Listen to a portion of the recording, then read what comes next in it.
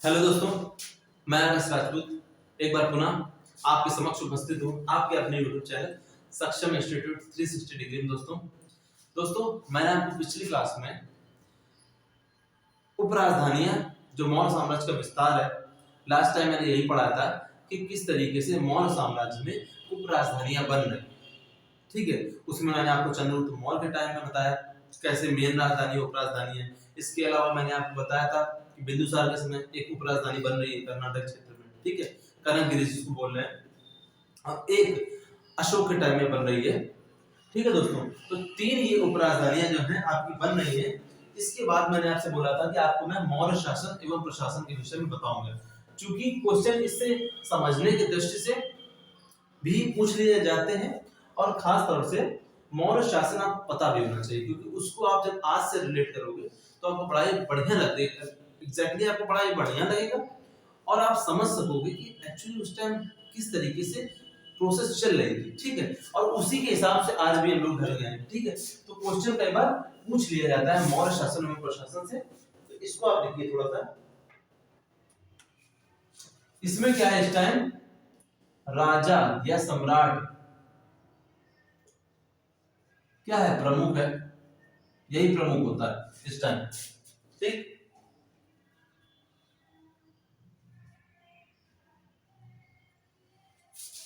दूसरा जो राज्य संचालन के लिए क्या थी, संचालन के लिए क्या है,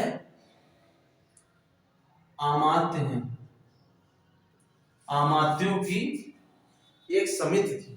ठीक है, अमात्यों की एक समिति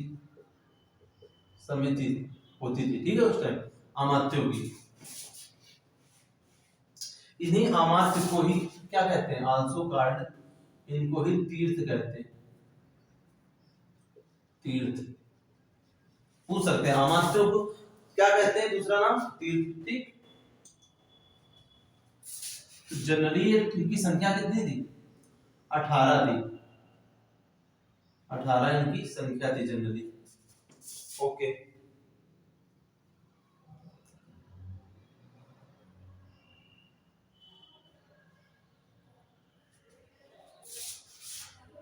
इनका जो नामांकन था वो राजा करता था, यही सम्राट। इनका नामांकन यानी अमात्यों का नामांकन जो है वो राजा करता था on the basis of, basis मतलब कि आधार पर, बेसिस ऑफ एबिलिटी यानी कि योग्यता के आधार पर। आप देखोगे तो आखिर किसी अमात्य की क्या योग्यता है, उस आधार पर जो राजा है इन अमात्यों का नामांकन करता था। ठीक,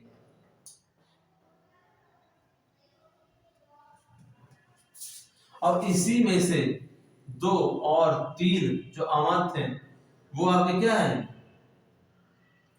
अमात्य ही आपके मंत्री बनते थे।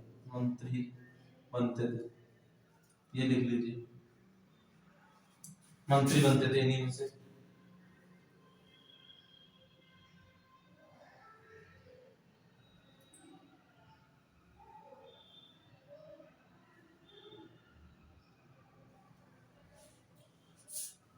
तो इनका प्रमोशन होता था, जैसे आप देखेंगे हर विभाग में प्रमोशन होता है, सरकारी गवर्नमेंट हो या प्राइवेट हो। प्रमोशन कैसे कि आप किस तरीके से कार्य कर रहे हो, अगर आपका कार्य अच्छा है तो आपको प्रमोशन होगा। आपका एक तरीके से आपको प्रोत्साहित करने के लिए प्रमोशन होता है। तो इस तरीके से मंत्री बनते थे, और यही मंत्री चलकर मंत्रिपरिषद बनाते थे वहां पे। यानी कि अगर आपको यहाँ तक पहुंचना है तो पहले अमात्य बनना पड़ेगा, आपको अपनी योग्यता साबित करनी पड़ेगी, तो अमात्य बनोगे। अमात्य का अच्छा काम देखते हुए जब राजा होगा तो वो अपनी मंत्रिपरिषद में इनको शामिल करेगा। ठीक है, उसमें से 2-3 लोगों को। तो अमात्यों की एक समिति है जिसमें लगभग कितने, एक समिति में लगभग 18 अमात्य होंगे। ठीक, अच्छा, जो अमात्यों को की एक उपधा परीक्षा होती थी, उपधा परीक्षा। आप कहेंगे ये क्या होती है, उपधा परीक्षा में इनका टेस्ट होता था कि आखिर इनको कौन सा विभाग दिया जाए। अगर आपको विभाग को भी देना है किस अमात्य को, तो उनकी एक उपधा परीक्षा राजा लेता था।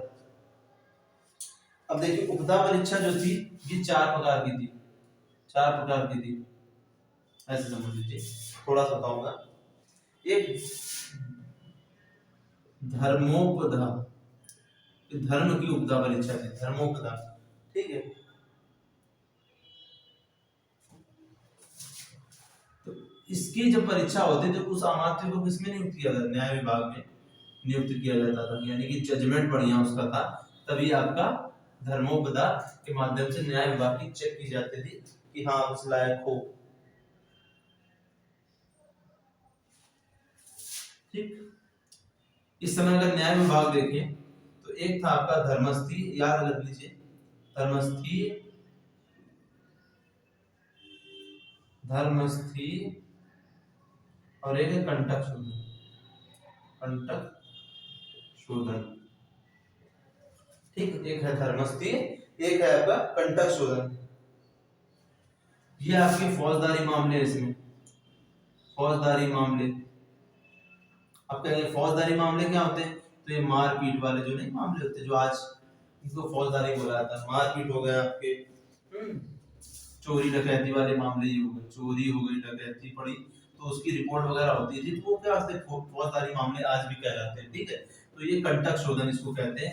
एक धर्मस्थी थी, इसमें आपके दीवानी मामले थे, दीवानी मामले। आपका दीवानी मामले क्या होता है, तो दीवानी जो मामले आपके थे उसमें आपके जमीन जायदाद से रिलेटेड, जमीन जायदाद, जैसे नहीं आज भी आप क्या करोगे, जैसे कोई जमीन खरीदते हो तो ठीक है ना, तो वो अगर उसमें केस होता है किसी बात को लेकर के तो वो दीवानी मामले गिने जाते हैं, ठीक है, दीवानी मामले। और ये फौजदारी मामले अलग होते हैं, मारपीट, चोरी डकैती, हत्या, इस टाइप से होते हैं, ठीक। तो आपको ये उस टाइम देखिए व्यवस्था, देखिए आज व्यवस्था उस टाइम को क्या कर रही है, कॉपी कर रही है, जबकि वो व्यवस्था प्राचीन काल के, लोग बोलते प्राचीन काल बड़ा कर पड़ता, कुछ नहीं कर पड़ता, थोड़े बहुत चीजें हटा दी जाए तो प्राचीन काल तो भैया स्वर्ण युग रहा है भारत के लिए, ठीक है, खास तौर से मौर्य साम्राज्य, ओके।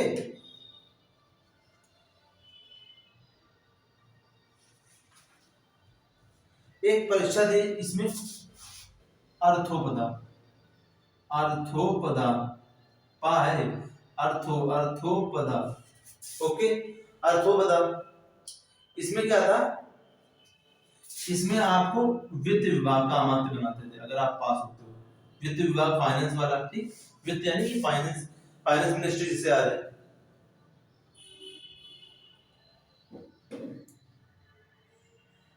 अब इसमें मैं आपको ज्यादा नहीं जाऊंगा, बताने को तो और है, फिलहाल अर्थोपदा ही आप समझ लीजिए। एक भयोपदा थी, भयोपदा, भयोपदा, भयोपदा मतलब होता है कि जिसको, मतलब कि आपके भय की परीक्षा इसमें ली जाती है।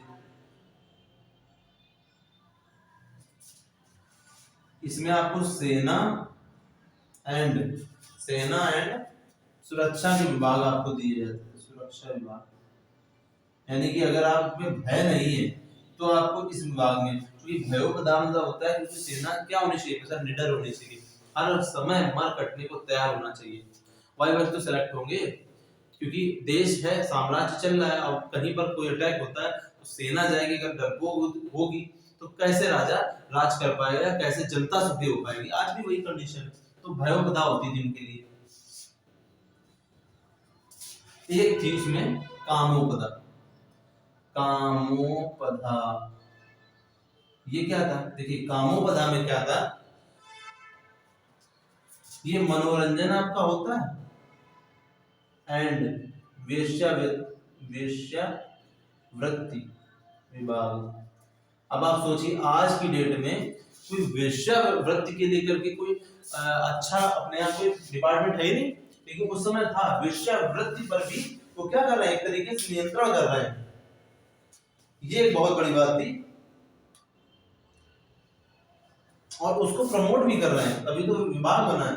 मतलब कि जो पैसा आता था वेश्यावृत्ति से, जो पैसा आता था उससे ही उस समय जो, मतलब कि उस समय आप समझिए कि जो भी तनख्वाह आती थी उससे वहां के जो पुलिस वाले एक तरीके समझिए तो उनको तनख्वाह दी जाती थी उसी, ठीक है। तो ये जो चीज है, तो आपको मैंने बताया कि मेन प्रकार देखा जाए तो राज्य संचालन में अमात्यों की एक समिति होती है, 18 जिनकी संख्या है मैक्सिमम, जिसमें से राजा क्या करता है, योग्यता के आधार पर उनको विभाग देता है। 2 से 3 अमात्य जो होते हैं सीनियर, उनको क्या किया उनको क्या करते हैं, सीधे मंत्री परिषद में नियुक्त कर दिया जाता है। पहले मंत्री बनाते हैं, फिर मंत्री परिषद में पहुंचा देते हैं। अब आते हैं अमात्य दिए कैसे जाते हैं, उनकी योग्यता किस तरीके से चेक की जाती है, तो वो आपका उपधा परीक्षा।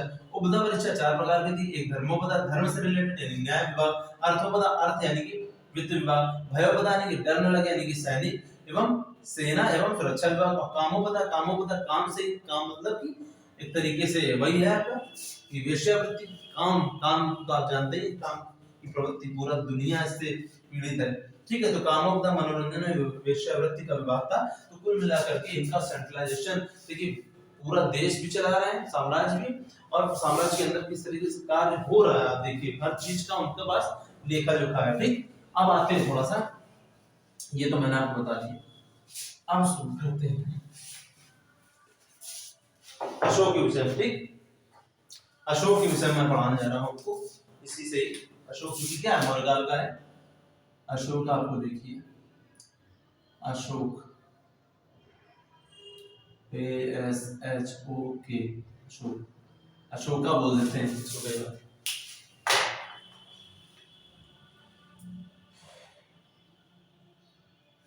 देखिए इसके बारे में आप समझ लीजिए, अशोक जो है इसको चंड अशोक भी कहते हैं।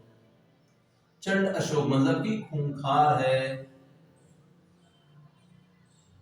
खूंखार, आक्रामक है, इसको चंड अशोक भी कहते हैं। इसको अशोक के बारे में, क्योंकि इसने क्या किया था, इसके 99 भाई थे, 99 भाइयों को मार करके, छोटे बड़े सभी भाइयों को मार करके तब ये राज्य का क्या बना था, शासक बना था। इसने अपना साम्राज्य मगध है उस पर अधिकार जमाया था। कैसे करके अपने छोटे छोटे भाई बहनों को, बड़े छोटे जो भी था, कुल मिलाकर उनकी हत्या इसने की थी। इस वजह से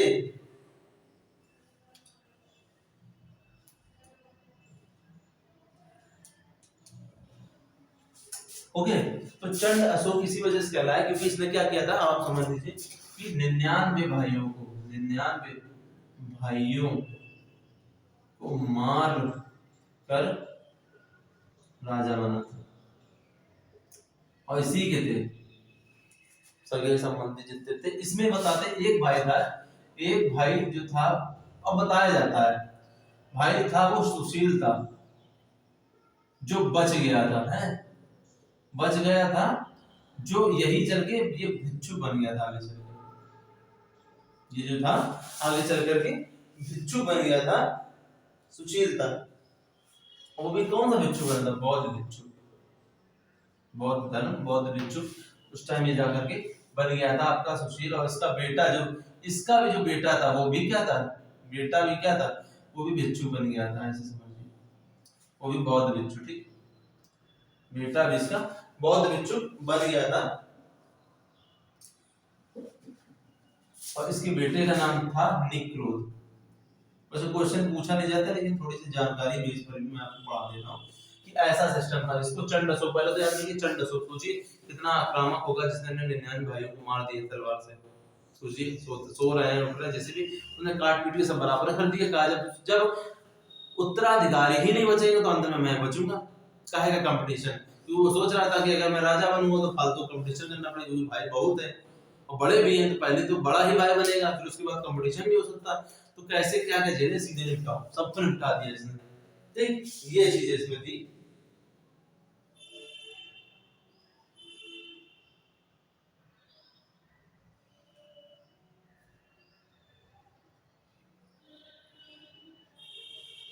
ओके, तो ये चीजें इसमें। अब आते हैं अशोक के धर्म के विषय में। अशोक के विषय में इतना ही बहुत है, आपको कहानी समझ में आ गई। अब अशोक का धर्म, और क्वेश्चन यहां से बनता है, अशोक का धर्म, अशोक का धर्म,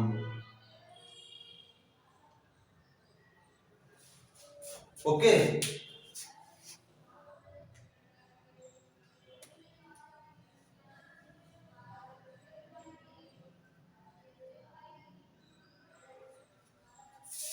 अशोक ने जो अपने धम्म, धम्म का वर्णन किसमें किया, धम्म का वर्णन जो है वो देहली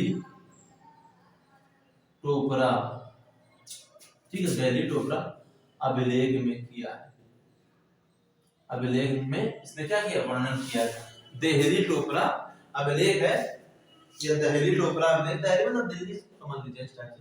तो देहली टोपरा अभिलेख में से क्वेश्चन आप पूछ सकते हैं, और जिसमें वो अपने से प्रश्न करता है। और इसी अभिलेख में अशोक क्या करता है, स्वयं से प्रश्न करता है, स्वयं से प्रश्न करता है। ठीक है, क्या प्रश्न करता है, किम च धम्मम, किम च धम्मम, धम्मम यानी कि धम्म क्या है, किम माने क्या होता है और धम्म माने धर्म, ऐसे समझ लीजिए। तो धर्म क्या है, ठीक, धर्म क्या है, और स्वयं ही उत्तर देता है। ठीक, स्वयं से प्रश्न करता है और स्वयं ही उत्तर देता है, ठीक है, उत्तर देता, क्या देता उत्तर देता है, वो ये है अपसनिवेश। देखिए यही इंपॉर्टेंट है, अपसनिवेश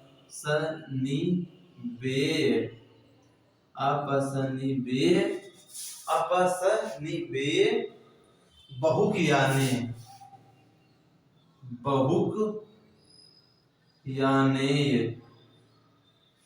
अपसनिवेश बहुक याने, दया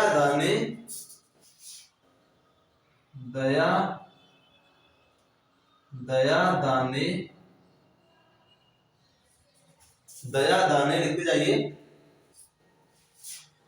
सचे सोचवे, सचे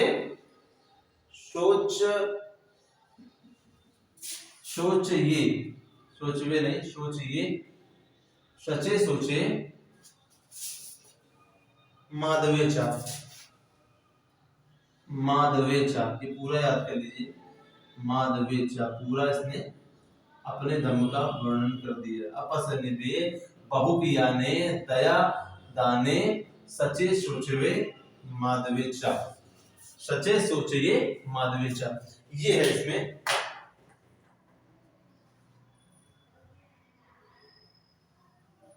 ओके, अब इसमें मतलब समझ लो, अपसनिवेश का मतलब होता है, इसका मतलब देखिए, यहां ना लिखिए, इधर से लिखिए, ये वाला लीजिए, ठीक, इसका मतलब है अल्प, लिख लीजिए, अल्प पाप करना। इतना शॉर्ट में बता रहा हूं, इतना आपको कोई बताएगा नहीं जल्दी। अल्प पाप करना, बहुक यानी इसका मतलब है, इसका जो मतलब है वो ये है, बहुक यानी कि सबका कल्याण करना, सबका कल्याण करना। ओके, दया दाने का अर्थ हुआ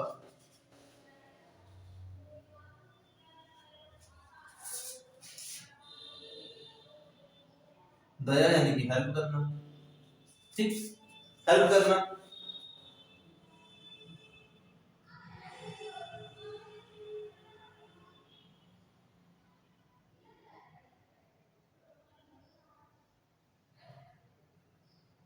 चौथा सचे,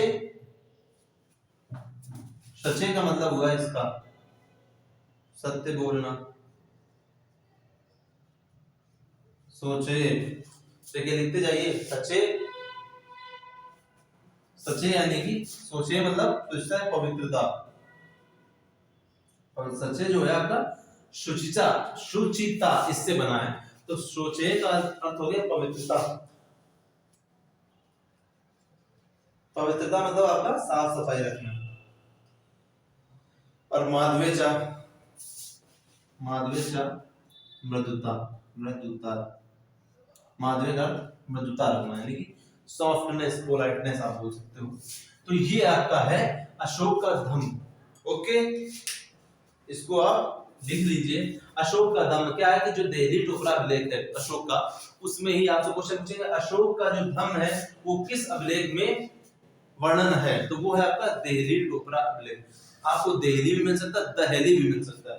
तो देहली टोपरा अभिलेख है, तो उसमें आपसे ये स्वयं से प्रश्न करता है कि धम्म क्या है। धम्म का अर्थ होता है, धम्म तो संस्कृत में हो गया, धम्म का अर्थ होता है धर्म। धर्म क्या है, किम च धर्मम, तो धर्म क्या है? तो इसमें वो स्वयं ही उत्तर देता है प्रश्न करके और बताता है कि अपसनिबे बहुकियाने दया दाने, दया और दाने, दाने मतलब होता है दान, दान से, ठीक। दया दाने सचे सोचे माधवेचा, अपसनिबे मतलब होता है अल्प पाप करना, अपसनिबे मतलब अल्प पाप करना, क्योंकि जनरली आपसे कहा जाता है कि आप पाप मत करो, तो पाप मत करना और अल्प पाप करने में दो बातें हो गई। अल्प पाप करने का अर्थ हो गया कि देखिए पाप तो हमेशा होते हैं, आप जैसे चल रहे हो जमीन पे, तो मान लीजिए चींटी आ गई तो पैर पड़ गए, तो अनजाने में पाप हो गया। तो वो बोलता है कि देखो जानबूझकर कोई भी गलत काम मत करो, कोशिश करो कि कम से कम पाप हो आपसे। जैसे कि आप कोई भी काम करते हो, तो अगर आपका एजेंट वगैरह काम है तो आप अक्सर झूठ बोलोगे, ठीक है। जो एजेंट जो खेत वगैरह बिचवाते हैं, आज के समय से आप ले लो, तो वो लोग क्या करते हैं, आपसे कुछ तालमेल करेंगे, तो कुछ लोग बहुत करते हैं, कुछ लोग ऐसा करते हैं चलो मेहनताना ही ले लो इनसे, उतना कर। तो कहने का मतलब है कि उतना करो जितना सामने वाले पर बर्डन भी ना हो और तुम भी बच सको। अगर देखा जाए किसमें, स्पिरिचुअल, तो उसमें भी आप बच सको, तो इसलिए उसने कहा अल्प पाप करना, ये इजी है, पाप करो लेकिन कम से कम करो, जितना हो सके कम ही करो। तो इससे आपको ये रहेगा कि चलो एक जीने का एक माध्यम तो दे दिया इसने। तो इसने कहा आपस में बहु की आने मतलब सबका कल्याण करने की बात है, कि एक का नहीं सबका कल्याण करने की बात आप करो, जब भी करो आपको सभी का कल्याण करना है। दया दान, यानी कि दया से और दान से, दया मतलब क्या होती है, दया एक होती है आपने किसी व्यक्ति को कुछ देखा और उसको देख करके आपको अंदर दया जागृत हो गई, हेल्प मतलब दया का मतलब हो गया मर्सी, मर्सी, आपने दया दिखाई, फीलिंग शो करी। तो दया से यानी कि आपने किसी व्यक्ति को बातों से, मतलब आपने किसी व्यक्ति को देखा और आपको ऐसा लगा बड़ा गरीब है, ठीक है, तो आपके अंदर दया आ गई, और जब दया आएगी तो फिर क्या, दाने, दाने मतलब दान से, फिर उसकी दान से, दान का मतलब होता है कि किसी व्यक्ति को कुछ दे दो और उससे उस चीज की दोबारा अपेक्षा मत करना कि वो आपको लौटाएगा। तो उसने कहा जब भी करो क्या करो, दान करो। दान का मतलब होता है, कहते हैं कि दान दे दो, दान दक्षिणा। तो दान में क्या होता है, दान में आप किसी व्यक्ति को कोई चीज देते हो तो वो फिर मांगी नहीं जाती, उसको दे ही दिया जाता है। इससे क्या होता है कि जो सामने वाला व्यक्ति जब लेता है तो वो कभी भी ये नहीं सोचता है कि मुझे इसको लौटाना है, तो कभी उसकी नजरें आपके सामने नीची नहीं होती। तो इसलिए उसने कहा दया और दान से। दया मतलब कोई व्यक्ति डिप्रेशन में है, कोई व्यक्ति टेंशन में है, आप दया दिखाओ, उसका मान बढ़ाओ, इस तरीके से, ठीक है। तो दया आपको दिखानी है, आपको दान, दान से उसकी हेल्प करनी है। सच्चे मतलब होता है सत्य बोलना, कोशिश करो आप सत्य ही बोलो, ठीक, झूठ मत बोलो। सोचे मतलब पवित्रता, सोचे मतलब सोच, सोच, सोच जो शब्द है सोच, तो वो क्या होता है, सोच मतलब साफ सफाई तो होता है आपकी शरीर की, तो वो आपको शरीर की पवित्रता मेंटेन करनी है। और माधवे चा, माधवे का अर्थ होता है मृदुता, आपकी वाणी में मृदुता होनी चाहिए, कोमलता होनी चाहिए, कठोरता नहीं होनी चाहिए। कुछ लोगों को आपने देखा होगा, आप कुछ भी प्रश्न पूछोगे, हाँ मैं कर लूंगा, ठीक है, ऐसी बात वैसी बात, मतलब ये बोलने में कोई पोलाइटनेस नहीं है। तो आप भी जानते हो कि आपके कबीर दास है, उन्होंने भी कहा है कि ऐसी वाणी बोलिए मन का आपा हो और उनको शीतल करे आपो शीतल हो, यानी कि ऐसी आपको वाणी बोलनी चाहिए जिससे जिससे व्यक्ति एकदम अपना आपा ही खो जाए। ऐसी वाणी बोलिए मन का आपा खोए, यानी कि इतना खुश हो जाए कि वाह क्या बोला है। तो वही चीज बोल रहे हैं कि इतनी मृदुता रखो, सामने वालों को कभी ये फील ना कराओ कि तुम बहुत बड़े तुर्रम खान, ठीक है। हमेशा बोलो तो सामने वाले का पूर्ण सम्मान हो, चाहे वो गरीब हो चाहे अमीर हो। तो ये पूरा अशोक का धम्म है दोस्तों, ठीक है। तो मैंने आपको अशोक के इस धम्म के विषय बता दिया, और ये जो धम्म है अशोक, इस धम्म के माध्यम से अपनी जो जनता है, अपनी जनता के प्रति क्या कर रहा है, जनता के प्रति एक नैतिकता ये लाना चाहता है, नैतिकता जागृत करना चाहता है अपनी जनता के प्रति, नहीं जनता में, अपनी जनता में, कि ताकि हमारी जो जनता है राज्य की, वो इन चीजों को फॉलो करके कम से कम क्या करे, एक तरीके से नैतिकता तो उनमें होनी ही चाहिए। तो ये नैतिकता का कॉन्सेप्ट है इसका, अशोक का, ओके। तो मैंने एग्जैक्टली आपको अशोक के धम्म के विषय बता दिया।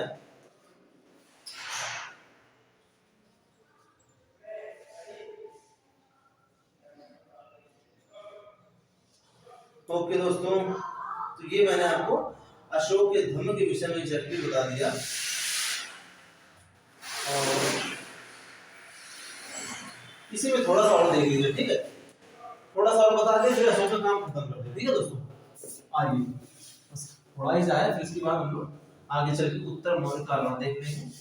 खत्म है, आपको पूरा एंशिएंट भारत जितना था इम्पोर्टेंट मैंने आपको पूरा बता दिया। इतने ही कॉन्सेप्ट बताने के लिए 50,000 रुपए कोचिंग वाले ले लेते हैं, ठीक है। तो ये मैं आपको ऐसे ही बता रहा हूँ, इसीलिए स्टोरी वाइज बताता हूँ कि जहां पर आपको ये ना लगे कि यार क्या करूं, क्या इसका मतलब है, कैसे क्या हो रहा है, ठीक है। तो उन सब चीजों के लिए भी व्यवस्था कर दी गई है।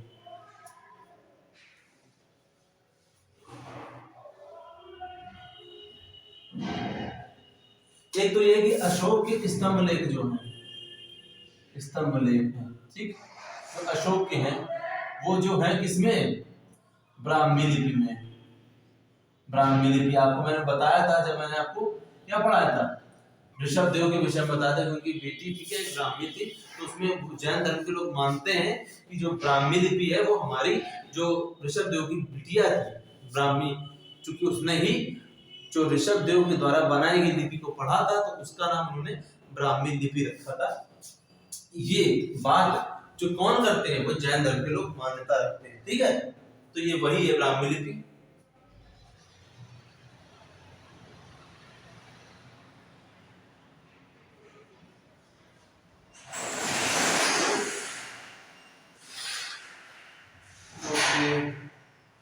अब देखिए 20वीं शताब्दी में, इंपॉर्टेंट है सर, 20वीं शताब्दी में, 20वीं शताब्दी में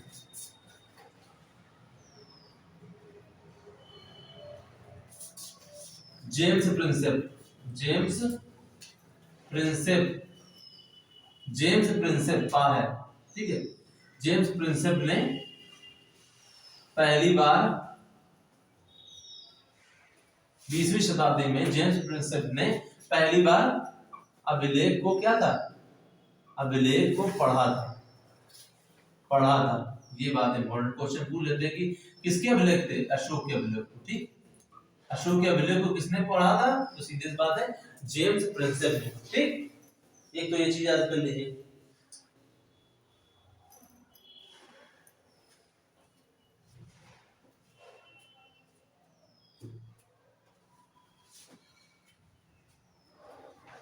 ओके,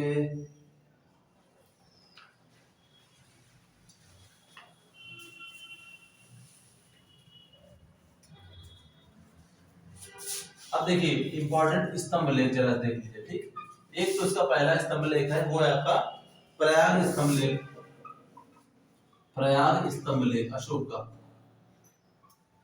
इससे क्वेश्चन कई बार पूछ लेते हैं, ठीक है। तो इसमें क्या है,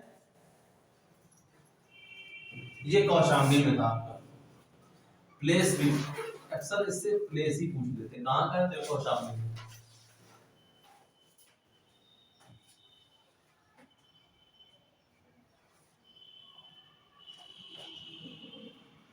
एक लौरिया नंदनगढ़ है, लौरिया नंदनगढ़, नंदनगढ़, ठीक है। ये आपका चंपारण जो है आपका बिहार, चंपारण बिहार, चंपारण आंदोलन हमने सुना होगा मॉडर्न इंडिया में, ठीक है। तो वहां पर है ये।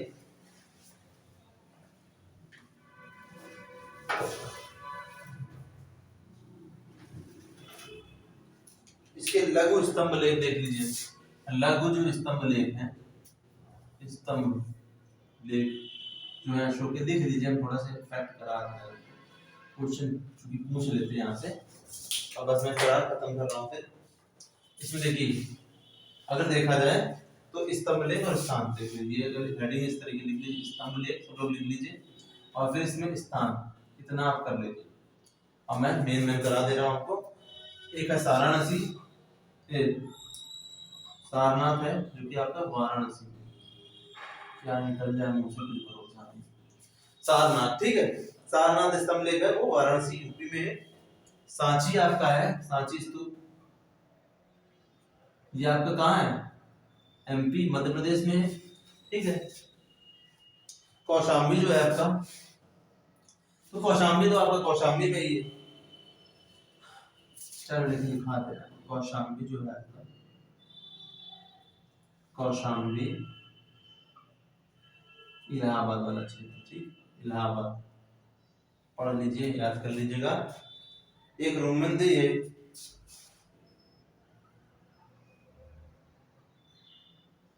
ओके, एक रोमन थे ये नेपाल की तराई में, ये जो तराई है, ओके, यहाँ पर रोमिंदे नेपाल की तराई। ठीक है, रोमिंदे वाला अभिलेख जो है आपको मैंने आपको पता होगा अशोक का ये पहला अभिलेख है जिसमें इसने बुद्ध के जन्म के विषय में बताया। ठीक है, बुद्ध का जन्म कहाँ हुआ है, तो मैंने आपको बताया था ना कि नेपाल बॉर्डर वाला क्षेत्र, ठीक है, तो वहीं पर ये बुद्ध के जन्म से रिलेटेड है, किसका है, अशोक का, नेपाल की तराई में वाला क्षेत्र।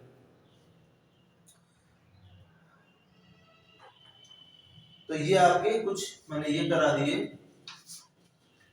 आपको मैंने अशोक के अभिलेख के रिलेटेड मैंने आपको कुछ बता दिया, ठीक है। ठीक है, ओके, इतना है, ठीक है। तो बचा बुझा जो है, मैं जो भी बचा हुआ है उसको मैं अब क्या करता हूँ कि अभी मैं क्वेश्चन की सीरीज चलाऊंगा, कुछ क्वेश्चन आपको बताऊंगा आगे, वो ये आप पहले टॉपिक पढ़ लीजिए क्योंकि आपको समझ में आना चाहिए क्या हुआ है। फिर मैं क्वेश्चन आपके छोटे छोटे एक तरीके से नहीं, जिसको आजकल बोला जा रहा ब्रह्मास्त्र, उस टाइप का क्वेश्चन मैं आपको कराऊंगा कि क्वेश्चन अब बनते कहाँ से। ये तो मैंने आपको बता दिया निचोड़ कि क्या क्या हुआ, कैसे क्या सीन उस टाइम का रहा है, और ये आपका जो मौर्य काल है वो मैंने आपका समाप्त कर दिया। अब जो है आपका उत्तर मौर्य काल का आएगा टाइमिंग, ठीक है, तो उसको मैं आपको थोड़ा सा उसमें बता दूंगा किस तरीके से उत्तर मौर्य काल का टाइमिंग आ रही है, और फिर वहां पर किस तरीके से मौर्य वंश समाप्त होता है और आपका शुंग वंश की स्टार्टिंग होती है। तो नेक्स्ट क्लास में मैं आपको उत्तर मौर्य काल से होकर पढ़ाऊंगा, ठीक है दोस्तों। और मैंने आपको बता दिया है कि अभी जैसे ही एंशिएंट हिस्ट्री आपकी खत्म होती है, आपके लिए इंपॉर्टेंट क्वेश्चन की सीरीज शुरू हो जाएगी, जिसको आप करेंगे, देखेंगे, तो आपको क्या होगा कि आप उतना भी अगर रट लेते हो, क्योंकि इसको आप पढ़ोगे तो यहाँ से तो क्वेश्चन आपको मिलने हैं डेफिनेटली, आपके दिमाग में परमानेंट सेट हो जाएगा। इसके अलावा आपको मैं ऐसे ऐसे क्वेश्चन बता दे रहा हूँ कि उसको अगर लास्ट टाइम में आप पढ़ोगे तो वहां से आपको क्वेश्चन कई सारे मिलेंगे, ठीक है दोस्तों। तो मिलते हैं नेक्स्ट क्लास में उत्तर मौर्य काल के time. Okay, thank you very much.